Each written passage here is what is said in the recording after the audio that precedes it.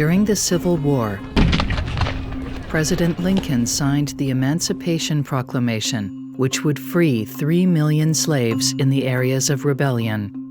When the war ended in 1865, Congress passed and the states ratified the 13th Amendment, which abolished slavery nationwide.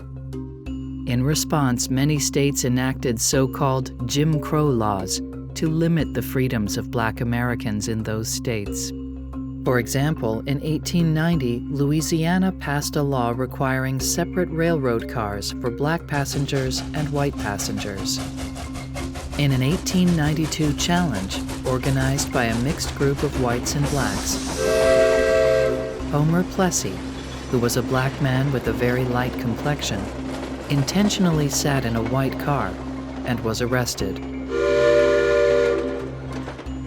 The Supreme Court held in Plessy v. Ferguson that racially segregated public facilities were legal so long as the facilities for blacks and whites were equal.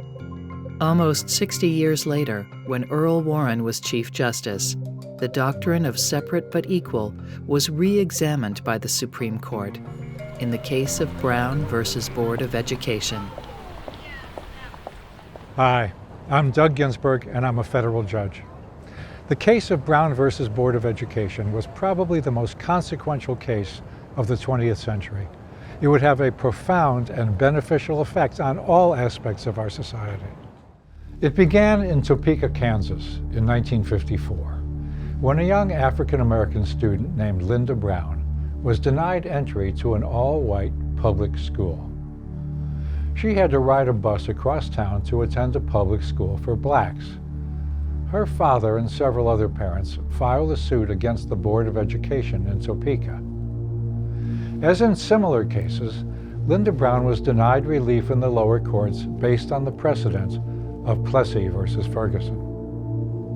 In the Supreme Court, 4 cases from different states were consolidated into Brown v. Board of Education. It was to become the first legal challenge to the doctrine of separate but equal. Future Supreme Court Justice Thurgood Marshall argued the case for the students. He was then a lawyer for the National Association for the Advancement of Colored People, a civil rights organization known as the NAACP. The issue was clear. Did segregation by race in public schools violate the Equal Protection Clause of the 14th Amendment, even if the schools were seemingly equal? Section 1 of the 14th Amendment specifically states, "No state shall deny to any person within its jurisdiction the equal protection of the laws." After oral arguments and deliberations, the court unanimously voted 9-0 that separate but equal facilities did violate the Equal Protection Clause. Chief Justice Earl Warren wrote the opinion in which he was joined by all of the other justices. This ruling overturned Plessy v. Ferguson and ultimately required the desegregation of public schools all across America. In his opinion for the court, the Chief Justice said that separate educational facilities are inherently unequal, so that segregation in public schools is unconstitutional even if the schools are of equal quality. He reasoned that segregation generates a feeling of inferiority as to their status in the community that may affect the hearts and minds in a way unlikely ever to be undone.